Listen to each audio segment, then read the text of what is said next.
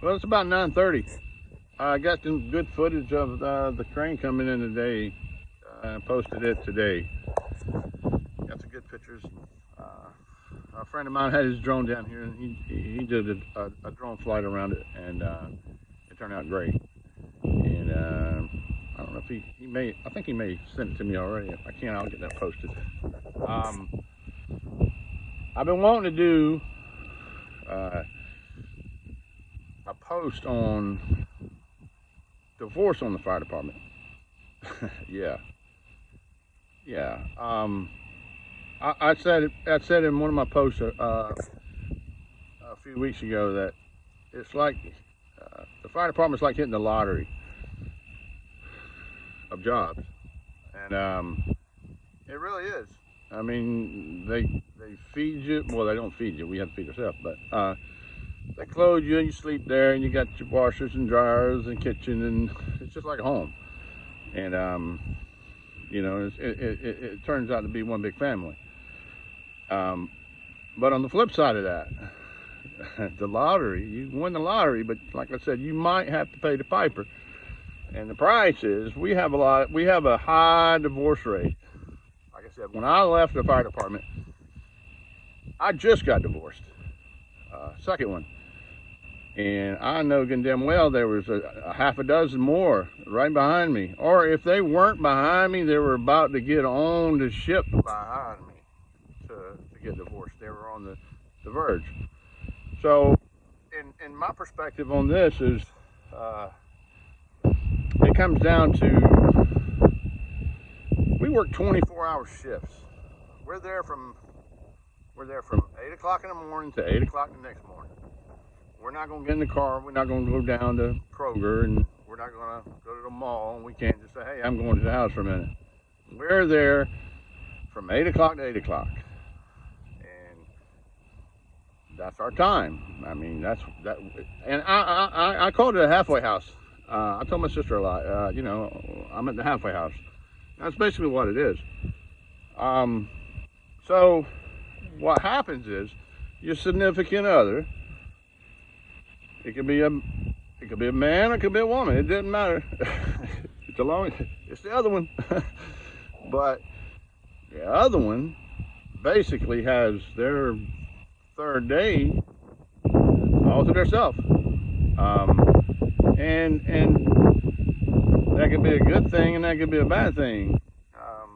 So when you're on the fire department and they get that third day, all they have to do is wait for an 8 o'clock phone call for about 15 minutes to say, "Good night, baby, I love you," or "Good night, honey, I love you," and that's it. Then they right back in their day, by themselves.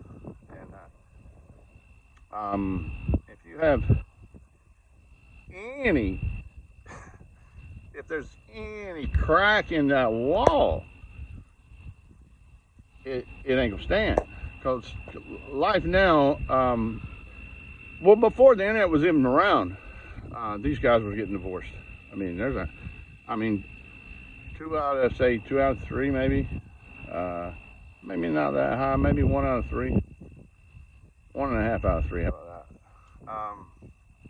I've got divorced, or we're getting divorced when I come on. I mean, pretty much. I mean, a hell of a lot of them.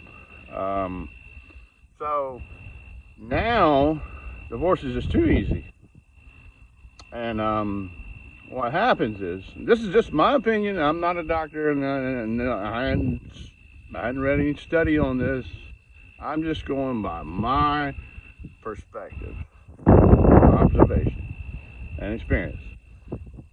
The internet, the internet, and the time away is a very, very significant part of us and our stress on our job. I mean, you see fire trucks at your house with lights on, or if you had a wreck, or if a fire truck comes to you with lights on, something's wrong, and we're there to help. And we see all kind of crazy madness in our job, from wrecks to fires to, I mean, you name it, we see it because they call us for all that. And There's a lot of stress. So we spend 24 hours there. And if you got any kick in your butt, the next day you're going to go and you're going to work a side job. You know, you're going to go, you've got some hustle on you, you're going to hustle a side job. And the side job, you're probably going to leave the station, and then you're going to go straight to the side job. And you're probably going to get home at 5:30, 6 o'clock. That's if you don't have to run to the store and get milk or buy supper. And if you don't buy supper and she doesn't cook or he doesn't cook, you got to go home and cook. So it's going to be 7, 8. You got to get a shower, you got to eat, then you got to relax. So the time that you get to spend with your significant other is probably 2 or 3 hours, if that. Now, the computer land they have back there, they basically have a separate life. You know, these phones are so high tech, and you can talk to anybody, anywhere, anytime. And all it takes is one good little email, one little click, and it doesn't matter if it's a man or a woman. It doesn't matter. If somebody clicks, all it takes is one good little click and a little read, and the conversation starts. And that's where it begins. And basically, it ends up being your separate life. So you have 2 lives. Not us, but your significant other at home. And hell, you could have one too, because I mean, you got a computer too. I mean, you could do it just as well. But when you got that going on, I mean, and somebody's talking and talking, and to face it, if you start chatting long enough with somebody on the internet, you're going to build a relationship on the internet with them, right? So, and it could be a man or woman. And that man or woman could be, hell, it could be in another country, it could be in another state. It could be in Savannah, Georgia. It could be a block down the road. It could be your damn neighbor. You don't know. And whoever your other is talking to that person 5 feet away from you on a computer, and you haven't a clue.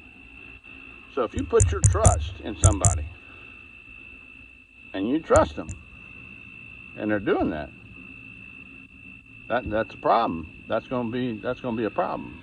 And I think that's where most of the divorces are coming from, is the free time away.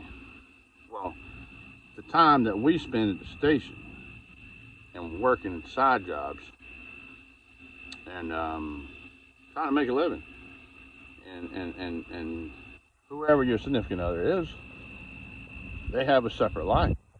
And once they get involved in that separate life, you know, and they get things squared away around the house, and you know, things are good. You know, things go bad. Things go bad. I've been knowing, you know. I've had 2 divorces. My first one was a year, and my second one was 14 years. Now, the first one I could care less about. The second one's the one that pissed me off. You know, it just did. Because I was blindsided on that one. I mean, things weren't going right, like the computer land and all that good stuff. I mean, but that's beside the point. So, with the time away, the stress, I mean, there's bad firemen too, or bad fire ladies. I mean, that's straight. I mean, any divorce is bad, because there's always going to be, well, not always, but most of the time, one person in that party is going to be blindsided, and they're not going to know until somebody says, "Oh, I want a divorce," and then what are you going to say? You're going to say, "Oh, no, I don't think so." And then once that "I want a divorce" is said, it's on. I mean, you're not going to say, "Well, no." What you going to say? "No, I don't think so." All you can say is, "Okay, well, is that what you want? Okay, let's do it." You know. So I want to say I want to say it was there was about a half a dozen firemen getting divorced or just got one right after I got, right as I was retired. And throughout my career, I've seen numerous divorces. So if you come on the fire department and you're young and and you're married, make sure your damn wall doesn't have any cracks in it, because that is the flip side of the lottery. You might have to pay the piper. You might have to pay the piper. It cost me. It cost me 2 divorces. It cost me 2 houses. It cost me both times everything I had. I had to start from scratch. You know, I had a little bit of money, but I had to start from scratch. And this too, a woman don't. Well, let me back up. A significant other has a plan. There's always a plan in effect. You don't quit a job if you don't have a job. You know, that's the old saying, don't quit a job unless you got a job. So just be advised, if you're coming on the fire department, have your ducks in a row in your relationship, because it will test it being away. I mean, and then these guys are pushing 48-hour shifts and 72 hours off, like 2 days on and 4 days off. And careful what you wish for. So that gives 2 days. That gives 2 days of free time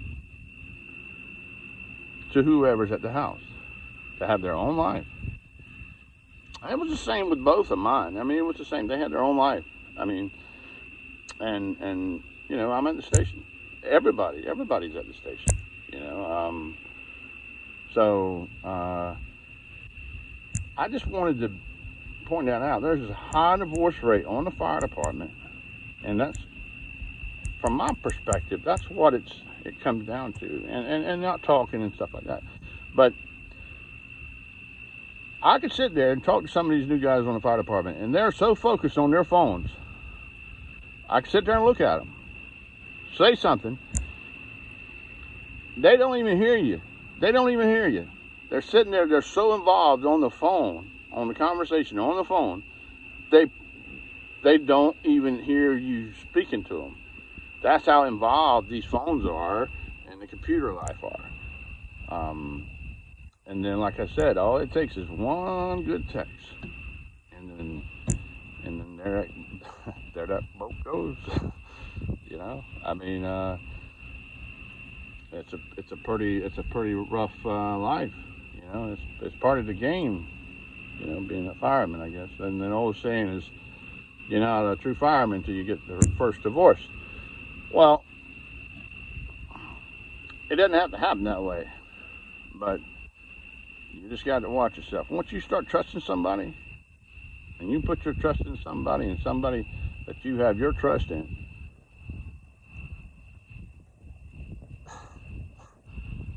somebody you have your trust in,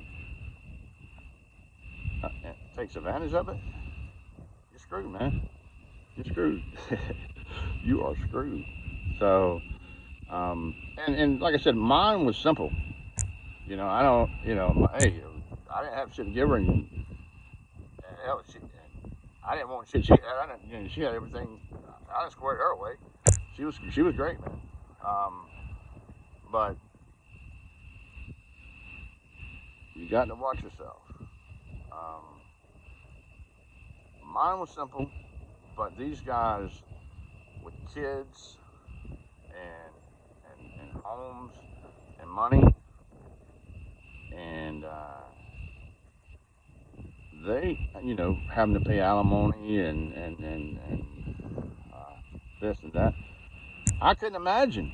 I could not imagine going through that. I mean, I don't have any kids, so kids, I don't know the feeling, but I could not imagine having to fight for your child in a divorce.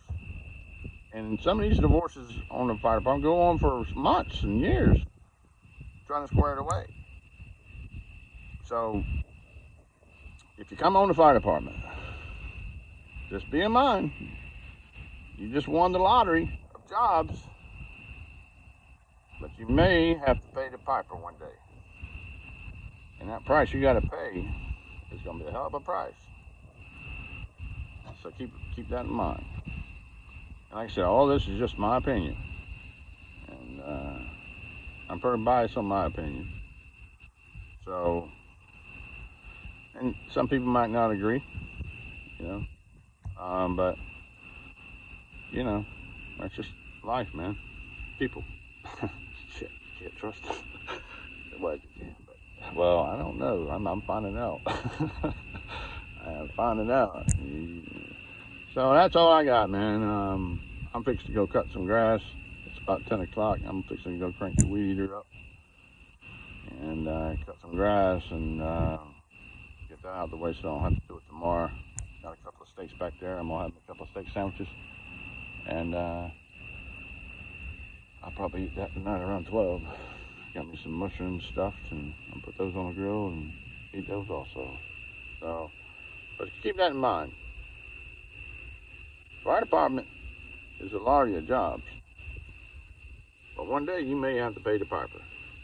And the price you got to pay is a son of a bitch. So, peace out, folks. And like I said, I really appreciate y'all watching. And I hope I don't piss too many people off with this one. But all this is strictly my opinion. All right. Peace out, folks. I'll talk to y'all tomorrow.